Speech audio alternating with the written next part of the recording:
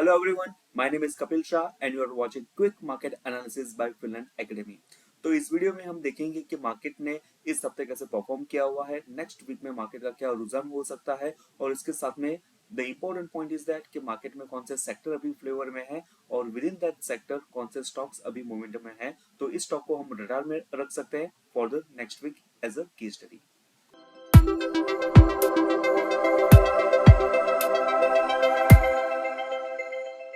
Coming to the market and Nifty, ये हम देख रहे हैं कि मार्केट ने इस हफ्ते में ऑलमोस्ट 1.77% की अपसाइड मोमेंटम दर्ज की हुई है और काफी स्ट्रॉन्ग ग्रीन कैंडल बनी हुई है और निफ्टी का ऑल टाइम हाई लेवल यहाँ पे फॉर्म हुआ है। So that is a very good thing. और प्राइसेस ने यहाँ पे एक स्ट्रॉन्ग अपसाइड मोमेंटम दिया था। This is a weekly chart. Prices ने रिट्रेस किए हुए थे, प्राइसेस ने यहाँ पे सपोर्ट लेवल लिए हुए थे and then the prices has picked up its momentum. एक टाइम था जब भी मार्केट 90,300 के लेवल के यहाँ पे चल रहा था, तब हमारा व्यू एक साइडवेज टू नेगेटिव जैसा बन रहा था, बट उस साइडवेज टू नेगेटिव पॉइंट का नेगेशन पॉइंट 19,600 के लेवल का था। जैसे ही मार्केट 19,600 के लेवल क्रॉस किए थे तो हमारा पर्सपेक्टिव भी चेंज हो गया था कि साइडवेज टू नेगेटिव से अभी पॉजिटिव की ओर मार्केट बन रही है।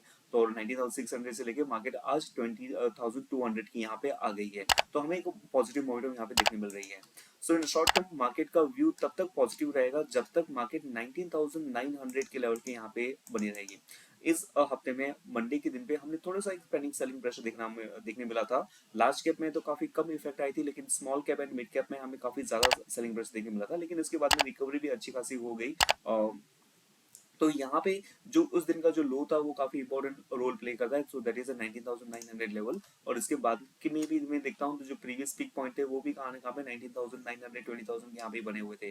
तो शॉर्ट टर्म व्यू मार्केट का यहाँ पे एक पॉजिटिव आता हुआ हमें बनता देखने मिलता है जब तक मार्केट 90,900 के ऊपर है। ऊपर की तरफ मार्केट का एक रेजिस्टेंस 20,200 के यहाँ पे भी है और उसके बाद में जो एक्सटेंशन हम देखते हैं तो 20,500 के यहाँ पे भी है। लेकिन अपर कैप अभी नहीं है, लेकिन हमारा जो मार्केट में ऑलरेडी चार्ट प्रिंट हो गया है तो उसके बेसिस पे हम बोल सकते हैं कि 19,900 लेवल जब तक उसके ऊपर सस्टेन करता है मार्केट पॉजिटिव में है। 19,900 के नीचे में आने के बाद में it is not kind of structural damage हो गया है, कारण हाँ शॉर्ट टर्म सेलिंग प्रेशर हमें यहाँ पे देखने मिल सकती है। उसके बाद में 19,700 लेवल 600 लेवल जो पहले के ब्रेकआउट लेवल थे वो एज ए सपोर्ट लेवल काम करेंगे। Now the thing is that कि यहाँ पे मार्केट में स्ट्रॉन्ग सेक्टर कौन सा है, मार्केट को स्ट्रेंथ कौन दे रहा है। तो मेरा एक प्रोसेस ये रहता है कि I like to tag a strength sector जहां पे जब भी मार्केट ज्यादा बढ़ रही हो तो मेरे सेक्टर ज्यादा बढ़ रहे हैं और मार्केट जब भी गिर रही हो तो मार्केट कम गिरे। तो मैं यहाँ पे क्या करता हूँ कि मार्केट के जो स्विंग्स होते हैं, तो लेट्स से कि मैंने 4 से 5 स्विंग मार्केट को लिए हुए हैं फ्रॉम द रिसेंट कॉन्टेक्स्ट। ये मैंने अपना स्टार्टिंग पॉइंट बनाया हुआ है जो जून 2023 का लो पॉइंट था 18,600 के अराउंड, 80,500 600 के जो लो था। तो यहाँ से मार्केट ने अभी तक का लेट्स से कि इस पॉइंट से लेके मार्केट ने इस पॉइंट तक कौन से सेक्टर्स ने कैसे परफॉर्म किया हुआ है, उसके बाद में मैंने उसके ट्रेंचेस ले लिए हुए कि यहाँ से लेके यहाँ तक की मोमेंटम में कौन से सेक्टर्स इस पर्टिकुलर ड्यूरेशन में क्या बिहेव किया हुआ है, इस पर्टिकुलर ड्यूरेशन में स्टॉक ने क्या बिहेव किया हुआ है, सेक्टर्स ने क्या बिहेव किया हुआ है और पर्टिकुलर इस पर्टिकुलर मूव में क्या कैसे सेक्टर ने बिहेव किया हुआ है। तो इसके लिए मैं अपना कंपैरेटिव चार्ट एनालिसिस रन करता हूँ। तो जो मैंने आपको पॉइंट्स बताए हुए थे तो उसी सारे पॉइंट्स के बेसिस पे प्राइस के परफॉर्मेंस हमें देखने मिलते हैं। तो लेट्स से कि दिस इज व्हाट द 23/6/2023 का जो हमारा एक लो लेवल बना था और यहाँ पे जो मार्केट का रिसेंट मूव हमें क्या देखने मिल रहा है। तो यहाँ पे मैं अगर देखता हूँ तो लेट्स से कि निफ्टी 50 जो हम फॉलो करते हैं तो 23 जो 18,500 के अराउंड का लो था और अभी तक का मार्केट ने 7% मूव किया हुआ है और जो रिसेंट अपसाइड मोमेंटम है वो भी 7% की है, क्योंकि जो हम प्रीवियस हाई के हैं वहां पे आ गए थे। बीच में जो डिक्लाइनिंग मोमेंटम हमें यहाँ पे देखने मिली थी from this particular point two this particular point, ये कुछ 3.5 3% की थी और वहां से जो हमने अपसाइड मोमेंटम दी हुई है तो अभी तक वो 4.4% से मार्केट ने इंप्रूव किया हुआ है। तो अभी मेरा काम ये देखना होता है कि कौन से सेक्टर्स ने क्या कैसे परफॉर्म किया है। ये सारे फिगर्स मुझे ध्यान में रखने होते हैं कि 7 7 3 और 4% के। तो लेट्स से कि जो रिसेंट अपसाइड मोमेंटम आया हुआ है तो वहां पे कौन से सेक्टर्स ने बहुत ज्यादा अच्छे से परफॉर्म किया हुआ है। तो लेट्स से कि यहाँ पे मैं क्लिक करता हूँ। सो आई सी दैट कि यहाँ पे पीएसयू बैंक्स ने काफी अच्छा परफॉर्म किया हुआ है। 12.37%। मार्केट ने जहाँ पे 4% से मूव किया हुआ है यहाँ पे उन्होंने 12% से मूव किया हुआ है। मार्केट का जो प्रीवियस फॉल था तो मार्केट ने प्रीवियस फॉल में कुछ 3.5% के अराउंड का डिक्लाइनिंग मोमेंटम दिया हुआ था। तो जब भी मार्केट गिर भी रहा था तभी ये सेक्टर इतना नहीं गिरा था, -1.89% से गिरा था। तो जब भी गिरा तभी काफी कंपेरेटिवली कम गिरा। वैसे भी बहुत सारे सेक्टर्स हैं जो मार्केट गिरा हुआ था तभी उन्होंने आउट परफॉर्म किया था, लेट्स से जैसे कि सीपीएससी हो गए, पीएससी सेक्टर एंटरप्राइजेस हो गए, जब भी मार्केट नीचे भी था तभी भी उन्होंने आउट परफॉर्म किया हुआ था। And on a broader scale market ने जैसे 7% की अपसाइड मोमेंटम दी हुई थी, तो यहाँ पे 25%, यहाँ पे 14% का एक अपसाइड मोमेंटम हमें यहाँ पे देखने मिलता है। तो यहाँ पे क्लियर कट एक अंडरस्टैंडिंग बनती है कि पीएसयू बैंक से जहाँ पे एक अच्छी खासी पॉजिटिव मोमेंटम देखने मिली थी, इसके बाद में सीपीएससी, एनर्जी, आईटी, कुछ ऐसे सेक्टर्स हैं, टॉप 5 सेक्टर्स हम बोल सकते हैं जहाँ पे हमें काफी अच्छी पॉजिटिव मोमेंटम देखने मिली थी।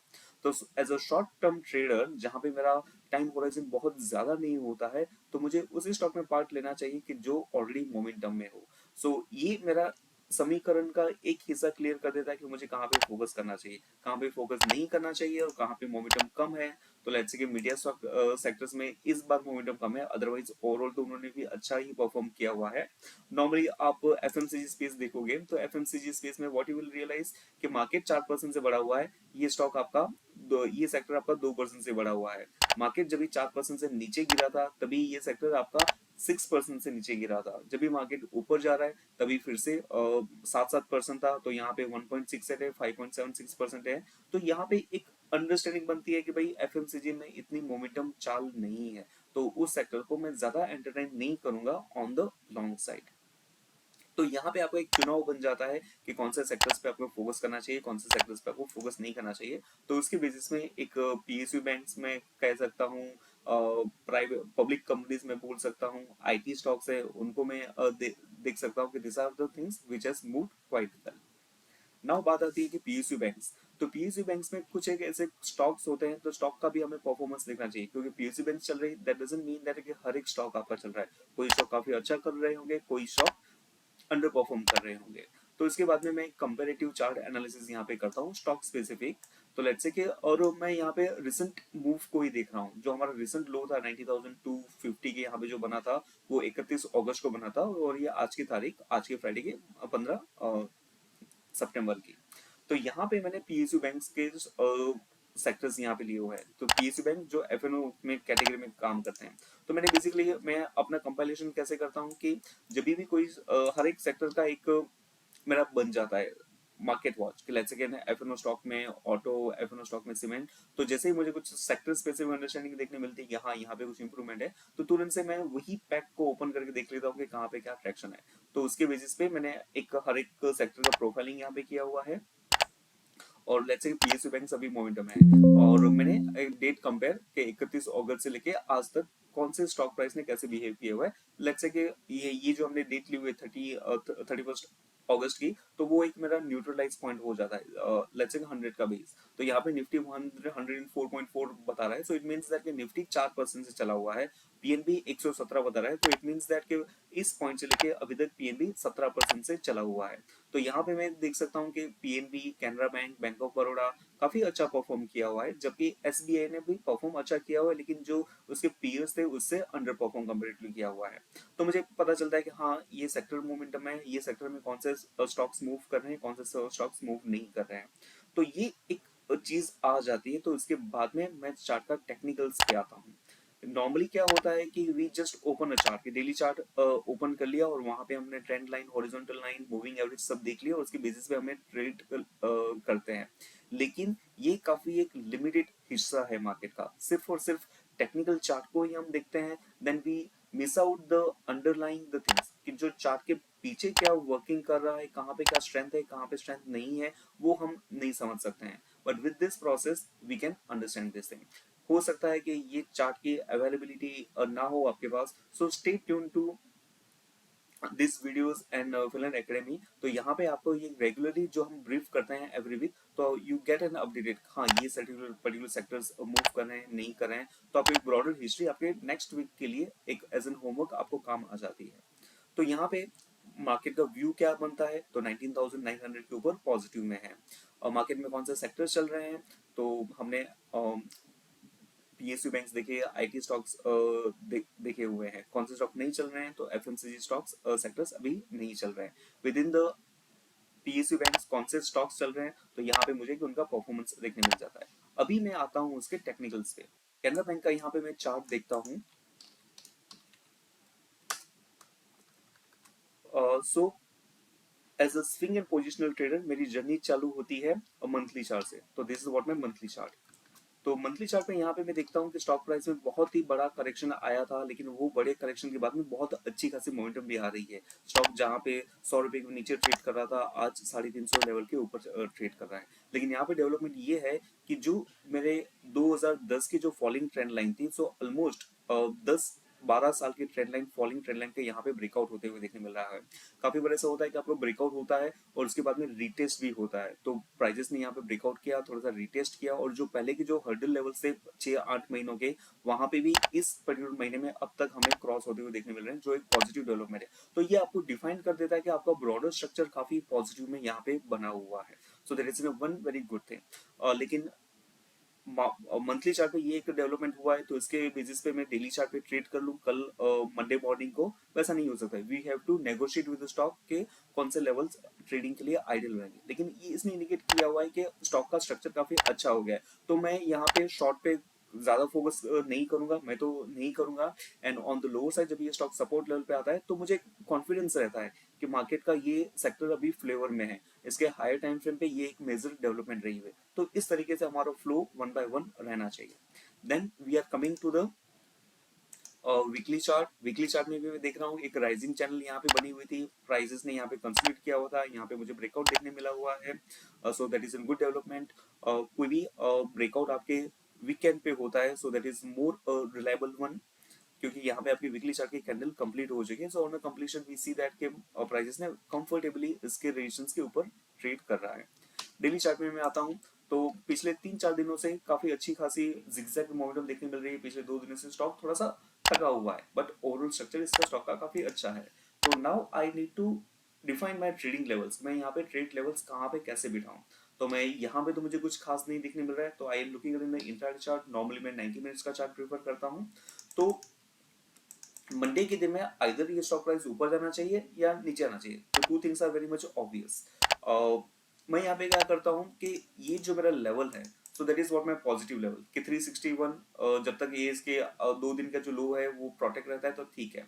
इसके बाद में जो इसके हाई लेवल्स हैं, तो यहाँ पे एक मैं देखता हूँ कि 368 का यहाँ पे हाई लेवल बना हुआ है। तो स्टॉक प्राइस अगर 368 के ऊपर जाता है, so that is what a buy opportunity for me. यहाँ पे मेरा स्टॉप लॉस 361 का यहाँ पे बन जाएगा। And on the high side मैं यहाँ पे 8-1 रुपए का रिस्क ले रहा हूँ, तो मैं 15 से 16 रुपए में अपना टारगेट भी देखूंगा। So that comes near about by 590 के लेवल के अराउंड हम देख सकते 585, 595 और 590 के, सॉरी 385, 390 के बीच में। अगर स्टॉक प्राइस यहाँ पे नीचे ऊपर में मूव नहीं होता है और 361 का लेवल ब्रीच कर लेता है, तो मैं समझ सकता हूँ कि यहाँ पे थोड़ा सा पेन यहाँ पे बना हुआ है। इसके बाद में जो मेरी व्हाइट कलर की मूविंग एवरेज है, वो आइडियली एक सपोर्ट लेवल हो सकता है 557। तो उसके बाद में I need to be evolving कि प्राइस में क्या कैसे मोमेंटम आती है, कौन से लेवल से टर्न होता है, so accordingly I can take the call. तो 357 एक लेवल हो सकता है, या फिर माई डिजायर्ड लेवल कि जितना कम मिले उतने अच्छा है। तो नीचे में मैं देखता हूँ इसका पोटेंशियल सपोर्ट लेवल कहाँ ना कहाँ पे 350 से लेके 345 के यहाँ पे बनता है। तो on worst case let's say कुछ ज्यादा ही सेलिंग प्रेशर आ जाता है, स्टॉक प्राइस में 350 से 345 के बीच में आ जाता है, so this is what my Inception point of rally. और ये रैली मेरे पहले के रोल रिवर्सल के साथ में भी काम आ रही है, तो यहाँ पे मेरा एक बाय का रुझान रहेगा। सो आई डोंट नो कि मंडे के दिन में क्या होगा, but I have my plan A plan B कि 368 के ऊपर जाता है तो मेरा 361 का स्टॉप लॉस बनेगा, 361 के नीचे आता है so that can be one level, या फिर ये जो रेंज है वो मेरा एक सेकंड लेवल बन जाता है। तो this is what I am planning that we can do, and this is what something in our hand. और जब भी मंडे के दिन पे जैसे ही प्राइस का कुछ फ्लक्चुएशन हमें देखने मिलता है, सो वी विल सी कि how to execute our plan accordingly. तो जस्ट ये एक सिंपल सी की स्टडी थी।